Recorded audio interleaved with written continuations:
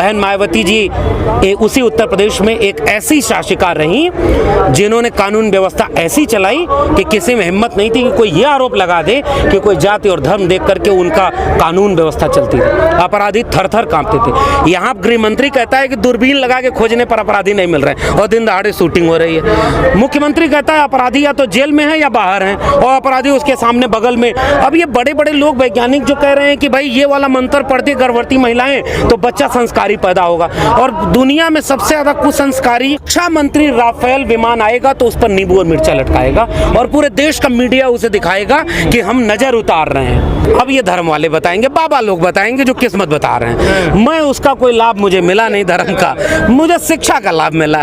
इस देश के सबसे बड़े ओहदे पर बैठा व्यक्ति जाकर ये कहे कि गणेश जी पहली प्लास्टिक सर्जरी के प्रयोग हैं। पहली प्लास्टिक सर्जन कौन है? शंकर भगवान है। हम नाली के गैस से चाय बनाया करते थे। हम जो है बादल आ गया तो हमने कहा वैज्ञानिकों से कि अब रडार काम नहीं करेगा, अब अटैक कर दो। पूरे देश में इसको कबूल कर लिया गया। जैसे ही ये वैज्ञानिकों की मीटिंग में कबूल कर लिया गया तो भाई वैज्ञानिक से बड़ा कौन? वैज्ञानिक तो वैज्ञानिक दृष्टिकोण पर काम करता है ना। वैज्ञानिक दृष्टिकोण भारत के संविधान के अनुच्छेद 51A में है कि हम इस देश को वैज्ञानिक दृष्टिकोण से संपन्न बनाएंगे। और जब जब प्रधानमंत्री ने इस तरह की बात कही तो इसका विरोध कहीं हुआ क्या? इस देश के कोई वैज्ञानिकों की टीम ने यह घोषणा की क्या? कोई पत्र निकाला क्या कि नाली के गैस से चाय नहीं बन सकती? नहीं तो ये सिलेंडर जो 1200 रुपया हो गया है इसको कम कर दो, क्योंकि हर जगह नालियां हैं, सब जगह गैस सिलेंडर लगा के पैदा करो। वैज्ञानिकों ने विरोध नहीं किया। वैज्ञानिकों ने विरोध इसका नहीं किया कि रडार का बादल से कोई कनेक्शन नहीं। वैज्ञानिकों ने इसका विरोध नहीं किया कि जो है प्लास्टिक सर्जरी का ये उदाहरण हो ही नहीं सकता, बिना ब्लड मैच किए ब्लड नहीं चढ़ा सकते, आप गर्दन चढ़ाते। मतलब एक बात मैं कह रहा हूं, जब एक देश में इस तरह के अंधविश्वास को फैला दिया जाएगा तो रक्षा मंत्री राफेल विमान आएगा तो उस पर नींबू और मिर्चा लटकाएगा और पूरे देश का मीडिया उसे दिखाएगा कि हम नजर उतार रहे हैं। और जब ये प्रवृत्ति धीरे धीरे आगे बढ़ेगी तो एक दिन अचानक देश में सबसे महत्वपूर्ण व्यक्ति कौन हो जाएगा? जो एक बाबा होगा और पन्ने पर किस्मत बताएगा और टीवी चैनल पर बैठ करके लोग कहेंगे कि ये बाबा चमत्कार दिखाते हैं, जबकि टीवी चैनल वालों को ये कहना चाहिए कि ये तो अंधविश्वास है यार, ये अंधविश्वास है।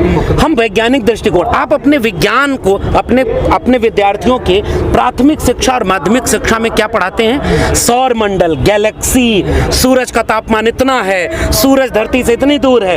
एक धर्म ग्रंथ था इस दुनिया में, उस धर्म ग्रंथ ने यह लिखा था कि पृथ्वी केंद्रित ब्रह्मांड है, पृथ्वी के चारों ओर सूरज चक्कर लगाता है। और अचानक जब विज्ञान का खोज हुआ, केपलर आया, गैलीलियो आया, धर्म ग्रंथ ही गलत हो गया और हम दुनिया ने विज्ञान को अपना लिया।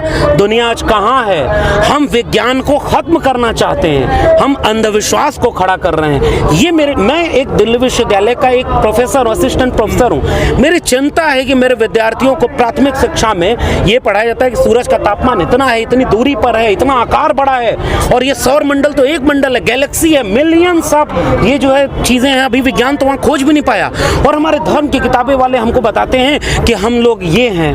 मैं क्या उस पर टिप्पणी करूं? तो जेएनयू को प्रोफेसर कोट भी नहीं कर रहे हैं उनके इस प्रोग्राम। मैं ऐसे वैज्ञानिक, ऐसे प्रोफेसर, ऐसे डॉक्टर, ऐसे इंजीनियर ढेर सारे इस जगह पर हो गए हैं जो उस अंधविश्वास को बढ़ावा दे रहे हैं और ऐसा करके सरकार उन्हें कुछ कुछ ओहदा दे देती है। आपको इसरो का कुछ बना देगी, आपको वाइस चांसलर बना देगी, आपको किसी कमेटी का हेड बना देगी, आपको बंगला मिल जाएगा, गाड़ी मिल जाएगी। सर यूपी में बुलडोजर चल रहा है। मैं बुलडोजर वाले हर सवाल पर केवल एक बात कहता हूं, भारत में एक न्यायपालिका है जो स्वतंत्र, निष्पक्ष और तटस्थ है और मुझे न्यायपालिका पर भरोसा है। डेमोक्रेसी का बेसिक कॉन्सेप्ट है रूल ऑफ लॉ और रूल ऑफ लॉ ये कहता है कि हर व्यक्ति को अपना पक्ष रखने का अधिकार है। जो सही और गलत है वो न्यायपालिका में साबित हो, उसकी पूरी वैधानिक प्रक्रिया है, उसे पालित करते हुए न्याय जो कहता है उसके हिसाब से उसके ऊपर कार्रवाई होनी चाहिए। बुलडोजर की कार्रवाई संविधान विरोधी है और किसी भी ऐसी कार्रवाई का हम समर्थन नहीं करते। हम चाहते हैं कि न्यायपालिका मजबूत हो और वह न्यायपालिका मजबूत होकर के अपराधी की जाति और धर्म देख करके सजा और बुलडोजर न चलाए। ऐसा कोई मुख्यमंत्री मिट्टी में मिला दूंगा तो पहले अपने वाले मुकदमे को मिट्टी में मिला दिया। ऐसा देश का कोई मुख्यमंत्री नहीं रहा होगा जो पहले अपने ऊपर मुकदमे थे उसको पहले मिट्टी में मिला दिया। भाई अगर तुम इतने ईमानदार थे तो उसको न्यायिक प्रक्रिया पूरी होने देते। जितने मुसलमान हैं वही मिट्टी में मिलेंगे कि उन मुख्यमंत्री की जाति वाले अपराधी भी मिट्टी में मिलेंगे। दर्जनों अपराधी आज बीजेपी के सबसे ज्यादा विधायकों पर आपराधिक मुकदमे हैं, कौन मिट्टी में मिलेगा? और एक संवैधानिक पद पर बैठे व्यक्ति को भाषा की गरिमा रखनी चाहिए। मुझे नहीं लगता कि यह भाषा शोभा देती है। आपके हाथ में, आप एक बड़े ओहदे पर बैठे हैं, आपको जनता ने चुन दिया। हम चाहे ना चाहें आप उस उत्तर भारत के सबसे बड़े सूबे के मुख्यमंत्री, आप एक बहुत संवैधानिक ओहदा है। आपकी भाषा में एक नम्रता मर्यादा दिखनी चाहिए। मैं अभी उस बात पर छोड़ देता हूं कि आप योगी हैं तो आपको क्रोध क्यों आता है, आप योगी हैं तो आप जाति कैसे याद करते हैं, मैं वो छोड़ देता हूं। मैं मानता ही नहीं कि वो योगी हैं, लेकिन मैं कम से कम ये मानता हूं कि लोकतांत्रिक देश में एक सबसे बड़े सूबे के मुख्यमंत्री हैं। आप मिट्टी में मिला दूंगा, अरे कोई जरूरत नहीं इस भाषा की। आप आपके कलम में इतनी ताकत है, आप अच्छे से न्याय प्रक्रिया को पूरा करिए, आप वो सजा दिलाइए और उसमें जाति और धर्म आड़े ना आए। एक अच्छा सूबा चलाइए। बहन मायावती जी उसी उत्तर प्रदेश में एक ऐसी शासिका रही जिन्होंने कानून व्यवस्था ऐसी चलाई कि किसी में हिम्मत नहीं थी कि कोई ये आरोप लगा दे कि कोई जाति और धर्म देख करके उनका कानून व्यवस्था चलती थी। अपराधी थर-थर कांपते थे। यहाँ गृह मंत्री कहता है कि दूरबीन लगा के खोजने पर अपराधी नहीं मिल रहे और दिन दहाड़े शूटिंग हो रही है। मुख्यमंत्री कहता है अपराधी या तो जेल में है या बाहर हैं और अपराधी उसके सामने बगल में गृह मंत्री का बेटा। कौन मैं क्या गिनाऊं? मैं इस देश की जनता से शिकायत करता हूं कि जनता, मैं अगर अकेले सवाल पूछूंगा आप लोग पूछेंगे, आपके ऊपर ईडी सीबीआई आ जाएगी, मेरे ऊपर केस मुकदमा आ जाएगा, हम लोगों की आवाजें दबा दी जाएंगी।